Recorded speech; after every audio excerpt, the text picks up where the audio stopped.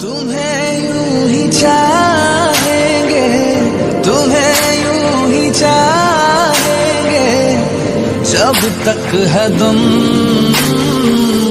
बहुत प्यार करते हैं तुमको सनम।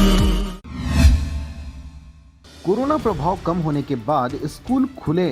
कोरोना गाइडलाइन का पालन करते हुए बच्चों को दिया गया प्रवेश। आपको बता दें कि कोरोना की तीसरी लहर के बाद प्रदेश के स्कूलों को खोलने का निर्णय सरकार द्वारा ले लिया गया है। बीते दिनों बिलासपुर कलेक्टर द्वारा जारी आदेश के बाद जिले के सभी स्कूलों को एक बार फिर खोला गया है। जहां छात्र बड़ी संख्या में स्कूल तो जरूर पहुंच रहे हैं, वहीं स्कूल प्रशासन द्वारा कोरोना गाइडलाइन के नियमों का पालन करते हुए बच्चों को प्रवेश भी दिया जा रहा है। जिले में 1 लाख से अधिक छात्र अध्ययनरत हैं, जो कोरोना के बढ़ते संक्रमण की वजह से स्कूल नहीं जा पा रहे थे। लेकिन लगातार कम होते मामलों के बाद प्रशासन ने स्कूलों को खोलने का आदेश जारी कर दिया था। प्रभारी जिला शिक्षा अधिकारी ने जानकारी देते हुए बताया कि स्कूलों को खोल दिया गया है, जिससे वैक्सीनेशन में भी तेजी आगामी दिनों में देखने को मिलेगी। वहीं समस्त स्कूलों को पहले से ही दिशा निर्देश दिया गया था कि स्कूल में पहुंचने वाले छात्रों को मास्क पहनाकर कोरोना गाइडलाइन का पालन करते हुए प्रवेश दिया जाना है, जिसका परिपालन भी बेहतर तरीके से जिले में होता दिखाई दे रहा है।